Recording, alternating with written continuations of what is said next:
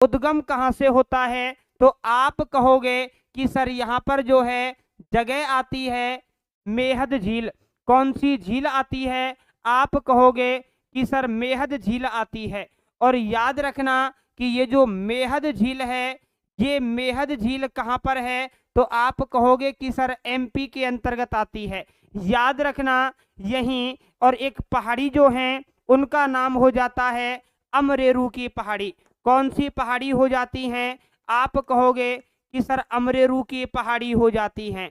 यहाँ से इस नदी का उद्गम होता है। फिर ये राजस्थान में चलती है। और याद रखना दोस्तों, राजस्थान में जो ये नदी प्रवेश करती है वो खादू गांव से करती है। खादू गांव जो है कहाँ पर है? तो आप कहोगे कि सर बांसवाड़ा के अंतर्गत है। यहाँ से राजस्थान में क्या करती है? प्रवेश करती है।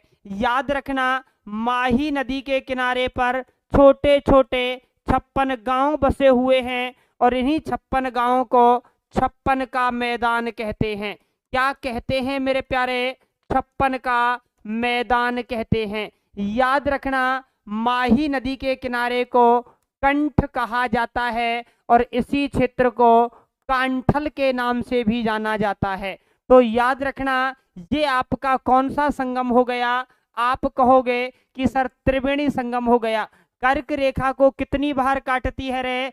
2 बार काटती है। कितनी बार काटती है? आप कहोगे 2 बार काटती है और अंत में खंबात की खाड़ी में जाकर के गिर जाती है। तो ये लो भैया कि वह नदी जिसका उद्गम एमपी से होता है। बिल्कुल गुरुजी, एमपी की मेहद झील अमरेरू की पहाड़ी से निकल रही है, अंत खंबात की खाड़ी में कर्क रेखा को 2 बार काट दिया है। याद रखना कौन सी नदी? ऑप्शन नंबर 3 को लॉक कर दो सर, माही नदी। क्लियर है रे? अरे क्लियर है क्या? मुझे बताइएगा कि माही नदी सबका क्लियर है क्या?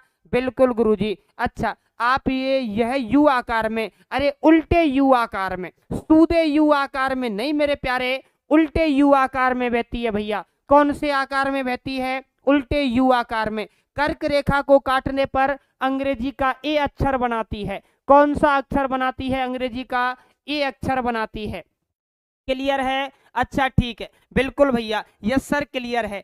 स्क्रीनशॉट ले लीजिएगा रे। अच्छा क्वेश्चन है, पूछा जा सकता है जब ऐसे चित्र आपकी गैलरी में पड़े होंगे